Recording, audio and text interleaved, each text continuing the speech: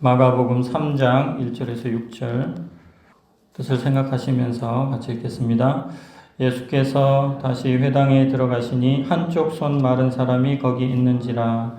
사람들이 예수를 고발하려 하여 안식일에 그 사람을 고치시는가 주시하고 있거늘 예수께서 손 마른 사람에게 이르시되 한가운데에 일어서라 하시고 그들에게 이르시되 안식일에 선을 행하는 것과 악을 행하는 것, 생명을 구하는 것과 죽이는 것 어느 것이 옳으냐 하시니 그들이 잠잠하거늘 그들의 마음이 완악함을 탄식하사 노하심으로 그들을 둘러보시고 그 사람에게 이르시되 내 손을 내밀라 하시니 내밀매 그 손이 회복되었더라.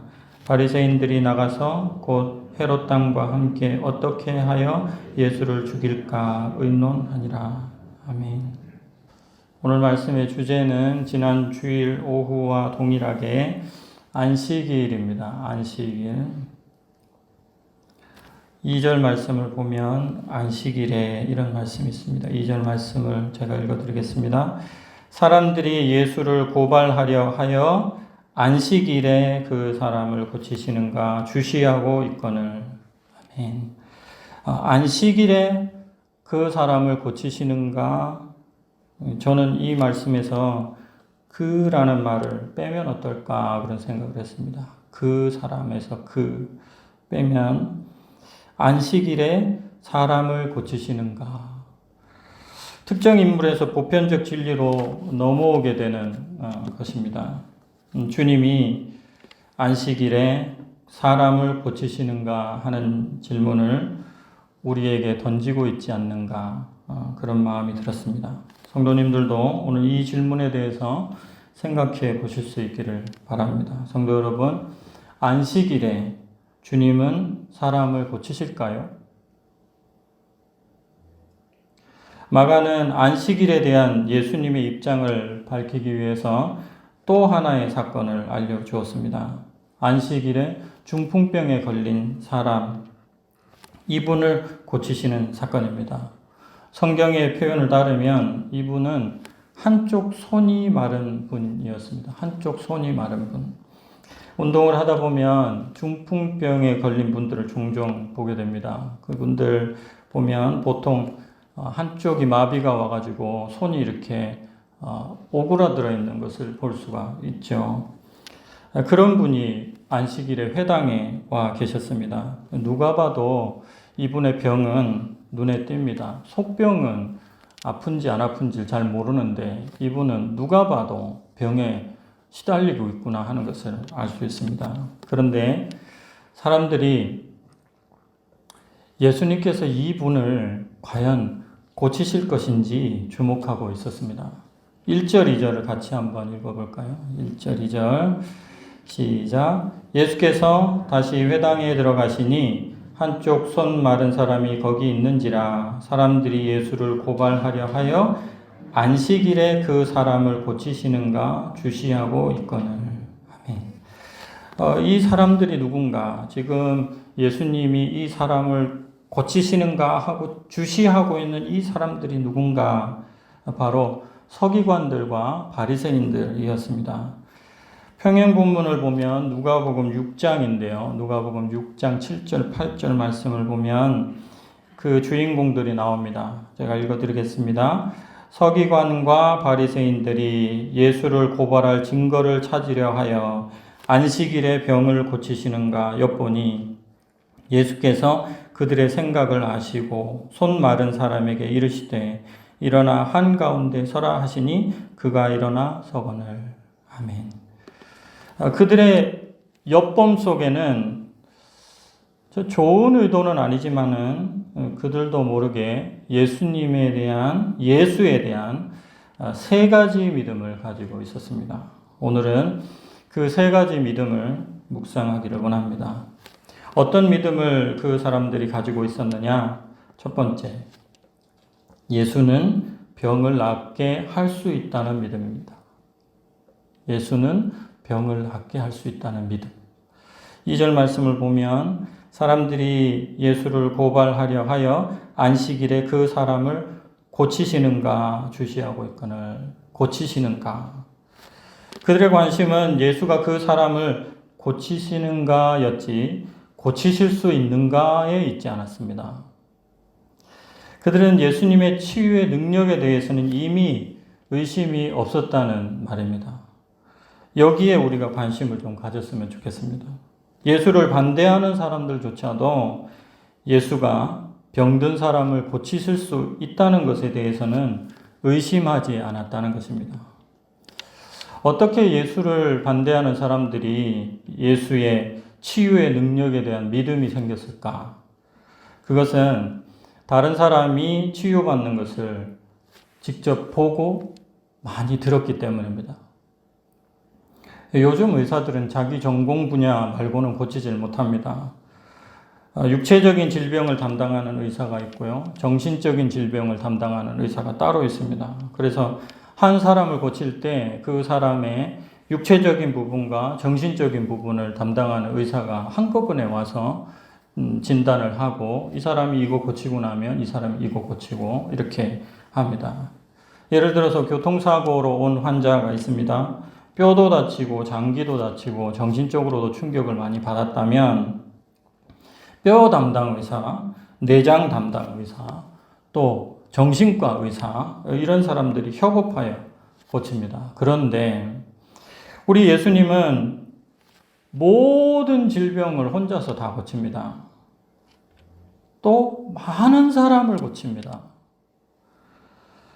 그런데 그것을 서기관과 바리새인들이 직접 눈으로 보고 또 사람들이 예수께서 어떤 사람을 고치셨다는 것을 알려주었습니다. 바리새인들, 서기관들에게. 그러니까 많이 듣습니다. 직접 보기도 하고 많이 듣기도 하고 하면서 예수 그리스도에 대한 예수에 대한 이 사람이 젊은 사람이긴 한데 도대체 어디서 왔는지도 모르겠는데 이 사람이 병을 고치는 능력이 있다는 것만큼은 그들의 마음속에 꽉 자리를 잡은 것입니다. 마태복음 9장에 보면 예수님께서 가버나움에 귀신이 들려서 말을 못하시는 분을 고쳐주셨습니다. 귀신이 들려서 말을 못하시는 분. 영적이기도 하고 그냥 아무것도 모르는 사람들이 보면 정신적인 문제입니다. 이런 정신적인 문제를 가진 사람, 또 영적인 문제를 가진 사람을 예수님께서 고쳐주시는 것을 바리새인들이 목격을 하였습니다. 마태복음 9장 32절, 34절입니다. 바리새인들이 목격하였다는 것을 좀 주목하시면서 같이 한번 읽어보겠습니다. 그들이 나갈 때에 귀신 들려 말 못하는 사람을 예수께 데려오니 귀신이 쫓겨나고 말 못하는 사람이 말하거늘 무리가 놀랍게 여겨 이르되 이스라엘 가운데서 이런 일을 본 적이 없다 하되 바리새인들은 이르되 그가 귀신의 왕을 의지하여 귀신을 쫓아낸다 하더라. 바리새인들이 그곳에 있었던 거죠. 목격했습니다. 어쨌든 영적인 힘을 이 근본이 뭔지는 모르겠지만은 아마도 악한 귀신의 왕인 것 같긴 한데 어쨌든 영적인 힘이 있다는 것을 예수께 영적인 힘이 있다는 것을 알았습니다.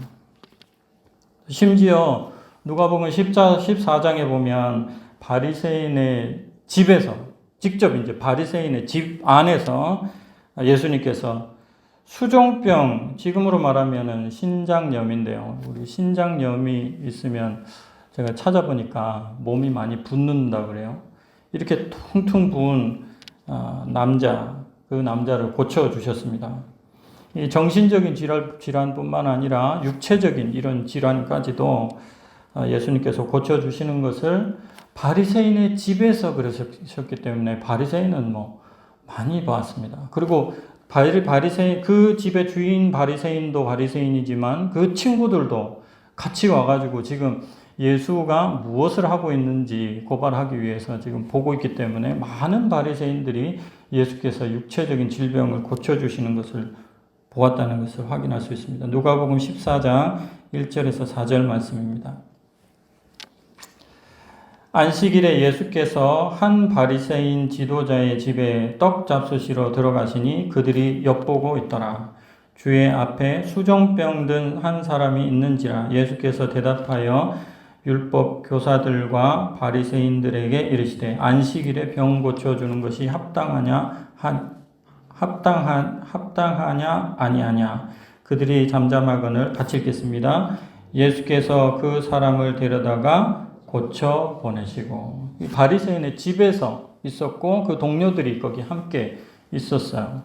그래서 바리새인들이 예수님이 질문을 하시면서 주목을 탁 시켜놓고 고쳐주셨기 때문에 많은 바리새인들이 보았습니다. 그런데 이분이 수정병 든 사람이기 때문에 몸이 퉁퉁 부어서 병에 걸려 있다는 것을 확실히 알 수 있는 그런 사람이었기 때문에 안 고쳐졌다 이렇게 말할 수가 없는 상황이었습니다. 이렇듯 바리새인들이 목격을 했기 때문에 그 마음속에 예수를 싫어하고 예수를 죽이려고 하는 마음이 있지만 마음속에는 뭐가 생기는 겁니까? 믿음이 생기는 겁니다. 어떤 믿음이요? 예수가 능력이 있다. 무슨 능력이요? 병 고치는 능력이 있다 하는 것을 알게 되었습니다. 더 나아가서 요한복음 11장에 보면 예수님께서 죽어서 무덤에 묻힌 나사로를 살려주시는 것을 목격한 사람들이 아주 많이 있었고 그 사람 중에 어떤 사람이 바리새인들에게 가서 그 이야기를 했습니다. 그런데 이 바리새인들이 어떻게 그런 일이 있느냐 하고 놀라는 게 아니라 어떻게 부정하는 게 아니라 그런 일이 있을 수 있다는 것을 전제로 이 일을 어떻게 할 것인가를 논의하는 부분이 있습니다. 요한복음 11장 44절에서 47절 말씀인데요. 눈을 뜨고 같이 읽어보도록 하겠습니다. 죽은 자가 수족을 배로 동인 채로 나오는데 그 얼굴은 수건에 쌓였더라. 예수께서 이르시되 풀어놓아 다니게 하라 하시니라.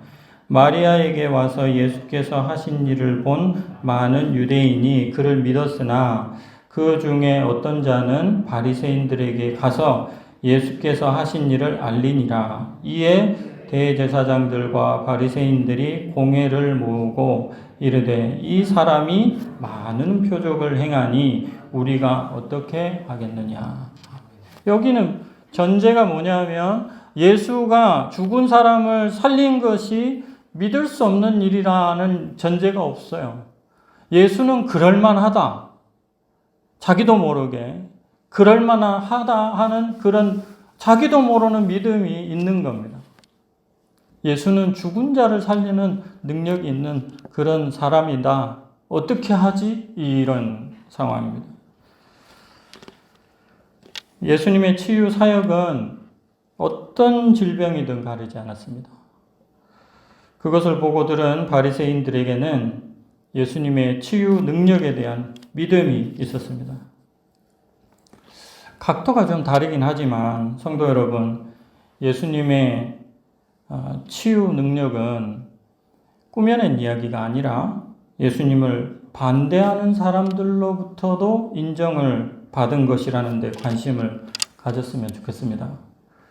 이와 같은 사실을 통해서 성도님들이 예수님의 치유 능력을 믿으실 수 있기를 주님의 이름으로 축원합니다. 두 번째는 그들의 믿음이 무엇이었는가? 그 답은 예수는 병든 사람을 그냥 지나치지 않을 것이다 하는 믿음입니다.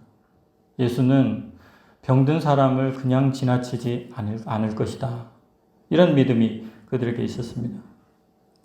예수님의 치유 능력을 믿은 그들에게는 이 믿음이 있었습니다. 2절 말씀을 보면 사람들이 예수를 고발하려 하여 안식일에 그 사람을 고치시는가 주시하고 있거늘 그 사람을 고치시는가. 서기관과 바리새인들이 예수를 고발하려고 지금 주시를 하고 있습니다. 그런데 이 사람들의 눈이 한쪽으로는 예수를 쳐다보고 있고 또 한쪽으로는 지금 이 병자를 쳐다보고 있습니다.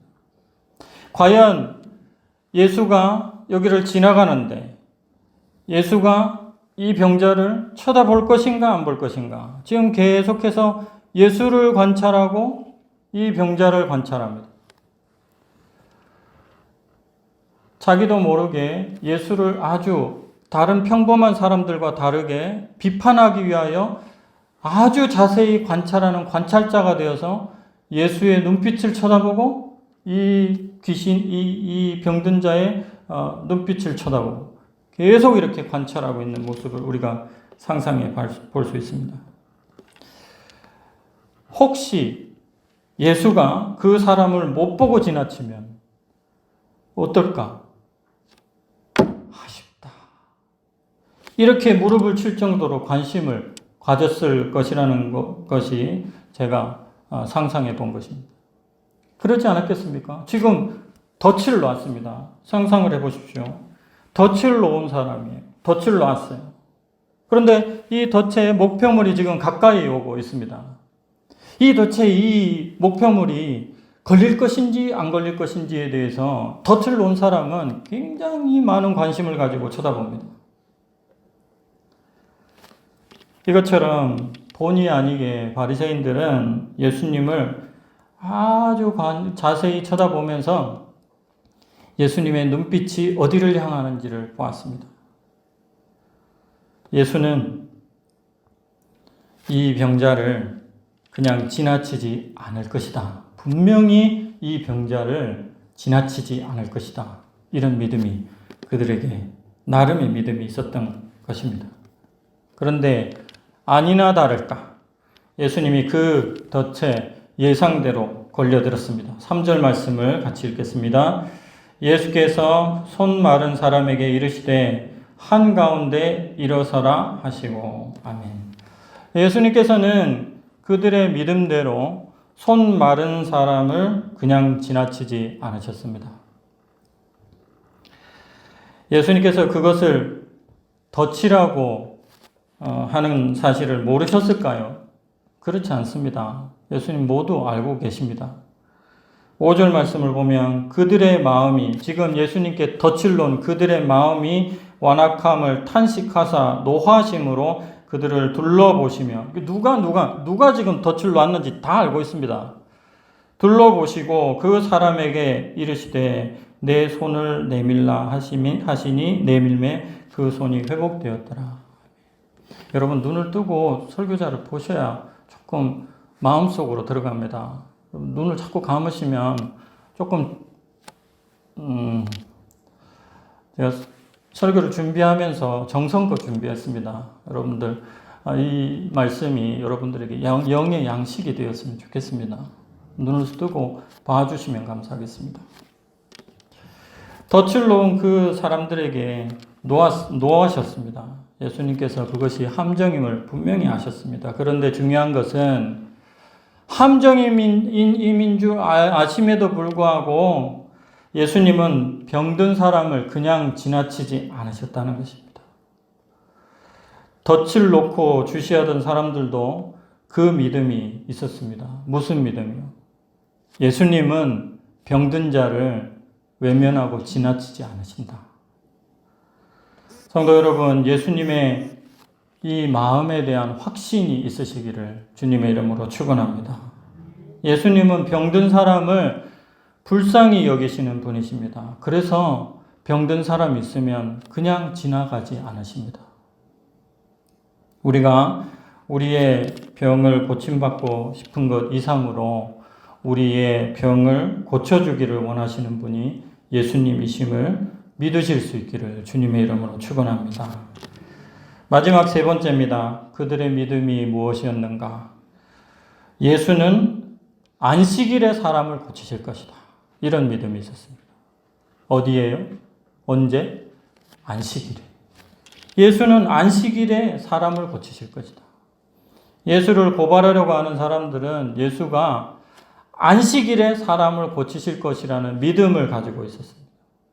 4절 말씀 읽겠습니다. 4절.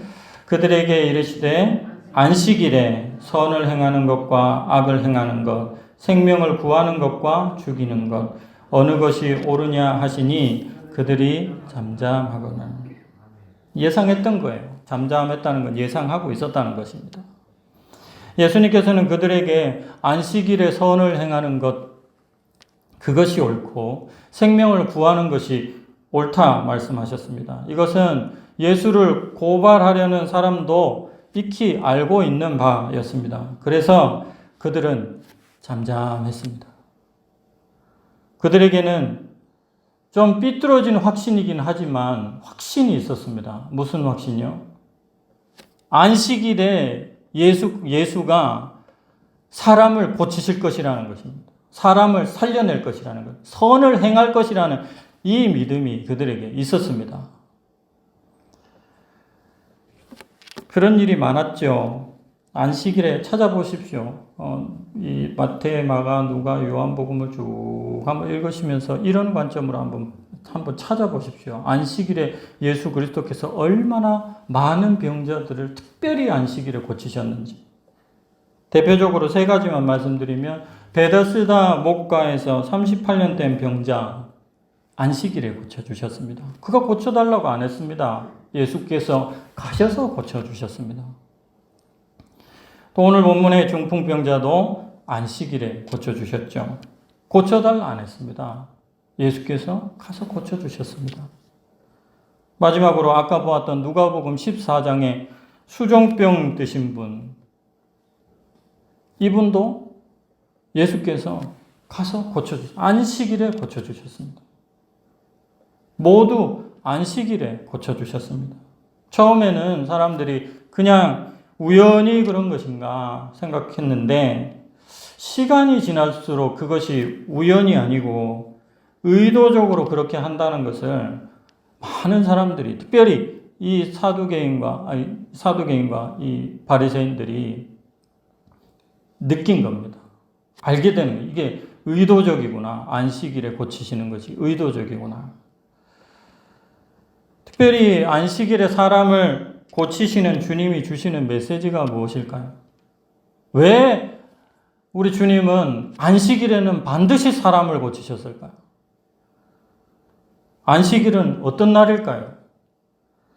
안식일은 사람이 살아나는 날입니다. 믿으십니까?